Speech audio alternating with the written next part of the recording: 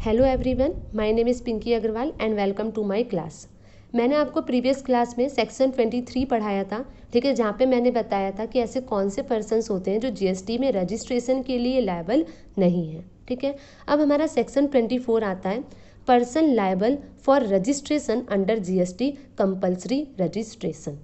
ठीक है, तो सेक्शन 24 एक ऐसा सेक्शन होता है जो ये बताता है कि आप जीएसटी की कोई भी अमाउंट की सप्लाई करो, चाहे गुड्स की करो, सर्विसेज की करो, चाहे 20 लाख की करो, 10 लाख की करो, 40 की करो, 30 की करो, इट मीन्स डजेंट मैटर। ठीक है, आप कितने की भी सप्लाई करो, अगर कंपल्सरी रजिस्ट्रेशन है तो आपको कराना ही पड़ेगा, उसमें कोई भी लिमिट चेक नहीं की जाती है।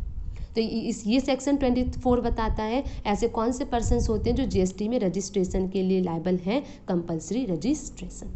ठीक है, पहला केस आता है person making inter state supply of goods. ठीक है, अब यहाँ पे क्या है कि अगर पर्सन इंटर स्टेट सप्लाई करता है, मैंने बताया था इंटर का मतलब होता है outside the state, one state to another state अगर सप्लाई की जाती है तो हम लोग कहते हैं inter state supply of goods की।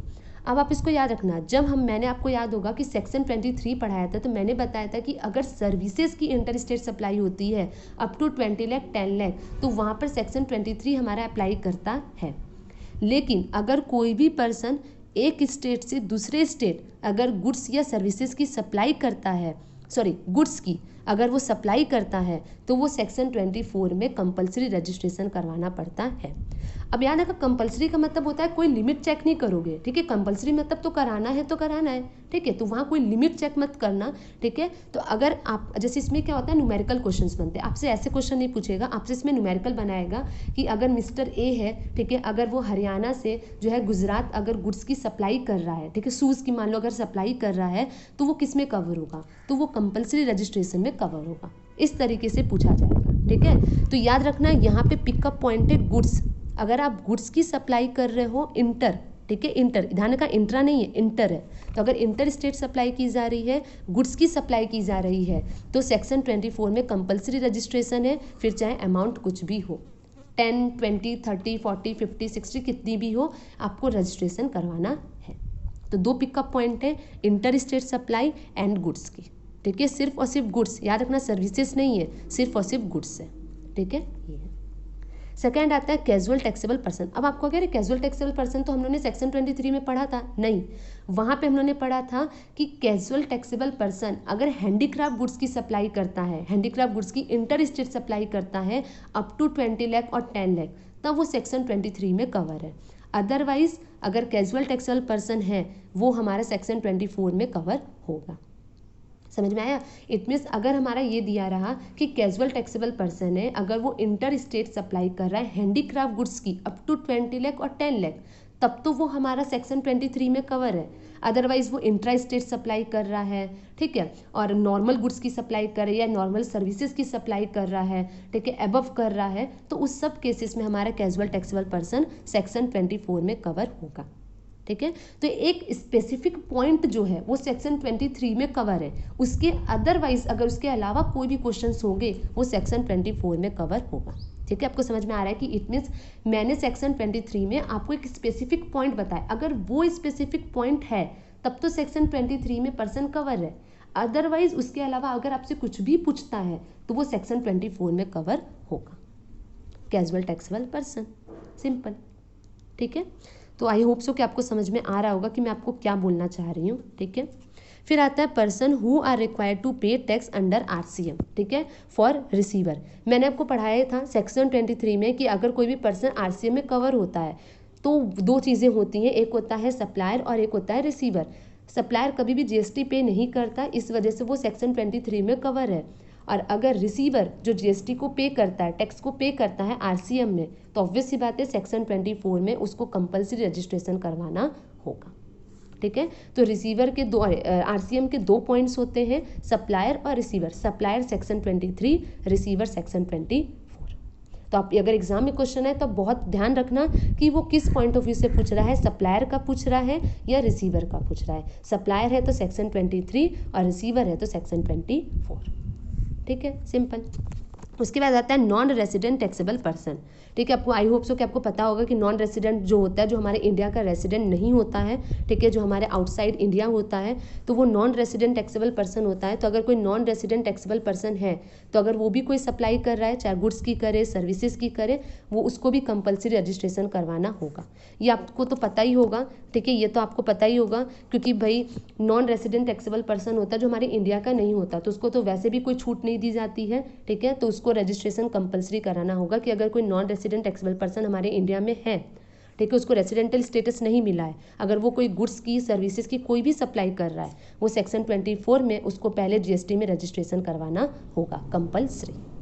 ठीक है, फिर एजेंट होता है, अगर एजेंट के थ्रू कोई भी सप्लाई की जाती है तो भी वो सेक्शन 24 में कवर है। ठीक है, इनपुट सर्विस डिस्ट्रीब्यूटर, ये भी मैं आपको पढ़ाऊंगी कि क्या होता है, बट अगर नॉर्मल समझे तो इनपुट डिस्ट्रीब्यूटर जो होता है वो क्या होता है, क्रेडिट को डिस्ट्रीब्यूट करता है। ठीक है, डिटेल में पढ़ेंगे, बट नॉर्मल समझना कि इनपुट सर्विस डिस्ट्रीब्यूटर, जिसको हम कहते हैं आईएसडी, जो हमारे क्रेडिट को डिस्ट्रीब्यूट करता है उसको कहते हैं इनपुट सर्विस डिस्ट्रीब्यूटर। तो ये भी जो होता है वो सेक्शन 24 में कवर है।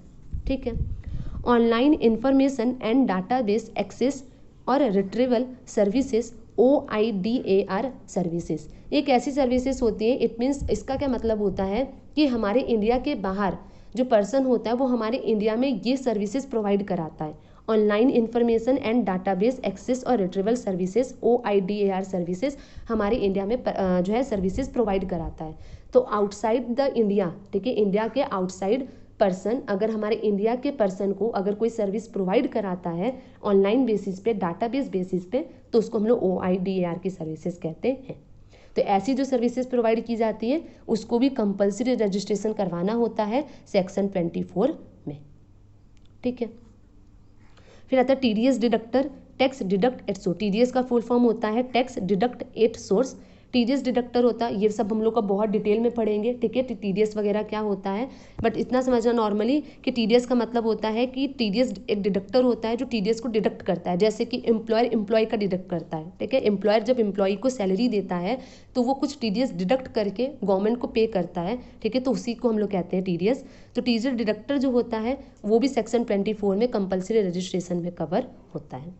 ठीक है, फिर आता है supplier who supply goods through ECO, electronic commerce operator. ठीक है, इको का मतलब होता है इलेक्ट्रॉनिक कॉमर्स ऑपरेटर, इसको भी हम डिटेल में पढ़ेंगे कि RCM क्या होता है, फॉरवर्ड चार्ज क्या होता है, इलेक्ट्रॉनिक कॉमर्स ऑपरेटर क्या होता है, सब कुछ पढ़ेंगे। ठीक है, बट यहाँ पे सिर्फ आप बेसिक पॉइंट समझो कि इको का मतलब क्या होता है। जैसे कि मान लो जो कैब सर्विसेज दी जाती हैं, ठीक है, हाउस कीपिंग वगैरह की जो सर्विस, एकोमोडेशन जो दिया जाता है, वो सब जो इलेक्ट्रॉनिक कॉमर्स ऑपरेटर होता है जो GST को पे करता है, तो ये अगर कोई भी सप्लाई करता है तो वो भी सेक्शन 24 में कवर है। ठीक है, जैसे कैब सर्विस, हाउस कीपिंग की सर्विस, एकोमोडेशन वगैरह की जो सर्विसेज दी जाती हैं इसमें GST पे करता है इको। जैसे एग्जाम्पल फॉर अमेजोन, ठीक है, तो वो भी इको ही है, इलेक्ट्रॉनिक कॉमर्स ऑपरेटर है। तो वो अगर कोई भी गुड्स वगैरह की सप्लाई करता है तो वो भी सेक्शन 24 में कंपल्सरी रजिस्ट्रेशन होता है। ठीक है, फिर आता है ECO who collect the TCS, tax collect at source. TCS का फुल फॉर्म होता है टैक्स कलेक्ट एट सोर्स। तो अगर हमारा इलेक्ट्रॉनिक कॉमर्स ऑपरेटर होता है, अगर वो TCS को कलेक्ट करता है वो भी सेक्शन 24 में कवर होता है। ठीक है, तो अगर इको है, अगर वो गुड्स की सप्लाई कर रहा है तो भी सेक्शन 24 में कवर है, और अगर वो TCS को कलेक्ट कर रहा है तो भी वो सेक्शन 24 में कवर है। और अदर नोटिफाइड पर्सन, अगर हमारी GST काउंसिल अगर किसी और भी पर्सन को नोटिफाइड करती है तो वो भी आते हैं, बट हमारे एग्जाम के पॉइंट ऑफ व्यू से सिर्फ इतने पर्सन कवर होते हैं। ठीक है, तो एक क्विक रिवीजन करते हैं कि सेक्शन 24 में होता है कि जिनको GST में रजिस्ट्रेशन करवाना ही होता है, कंपल्सरी होता है। ठीक है, अगर हमारा कोई भी पर्सन इंटर स्टेट सप्लाई करता है ओनली फॉर गुड्स की, ठीक है, सेक्शन 24 में कवर होता है, फिर चाहे कितने भी अमाउंट से कर रहा हो। ठीक है, चाहे वो अंडर द लिमिट हो, आउटसाइड द लिमिट हो, ठीक है, वो कवर होता है। कैजुअल टैक्सेबल पर्सन, सेक्शन 23 के स्पेसिफिक पॉइंट को छोड़कर अगर कुछ भी कैजुअल टैक्सेबल पर्सन सप्लाई करता है वो सेक्शन 24 में कवर है। RCM फॉर रिसीवर के पॉइंट ऑफ व्यू से सेक्शन 24 में कवर है। नॉन रेसिडेंट टैक्सेबल पर्सन, ठीक है, उसके बाद agent, input service distributor ISD, ठीक है, online information and database access और रिट्रीवल सर्विसेज OIDAR की सर्विसेज, ठीक है, TDS deductor, tax deduct at source, ठीक है, supplier who supply goods through the eco, electronic commerce operator, अगर इको जो कलेक्ट करता है TCS को, टैक्स कलेक्ट एट सोर्स, और अदर नोटिफाइड पर्सन्स। ठीक है। तो ये सब जो होते हैं वो हमारे सेक्शन 24 में कवर होते हैं। तो ये बहुत ही सिंपल है। सेक्शन 22, 23 और 24 ये तीनों आपस में लिंक है, ठीक है, जो लिमिट्स से लेकर और कौन पर्सन लायबल होते हैं, कौन पर्सन लायबल नहीं होते हैं। तो ये तीनों सेक्शंस एक दूसरे से रिलेटेड है और एग्जाम के पॉइंट ऑफ व्यू से बहुत ही ज़्यादा इंपॉर्टेंट है। चाहे वो एग्जाम बीकॉम का हो, सीए का हो, सीएस का हो, सीएमए का हो, किसी का भी हो, बहुत ही ज़्यादा इंपॉर्टेंट है। तो आई होप सो कि आपको ये चीज़ें समझ में आई होगी, ठीक है। मैंने बहुत ही अच्छी तरीके से समझाने की कोशिश की है। अब इस लिस्ट को तो आपको याद रखना ही पड़ेगा, ठीक है। जितना समझाने का काम था मैंने आपको समझाया है, ठीक है। तो और ये नोट्स भी मैंने आपके लिए ही बनाया है, ठीक है। तो अगर आपको पसंद आया होगा तो लाइक करना, सब्सक्राइब करना, ठीक है, कॉमेंट करना। Thank you so much.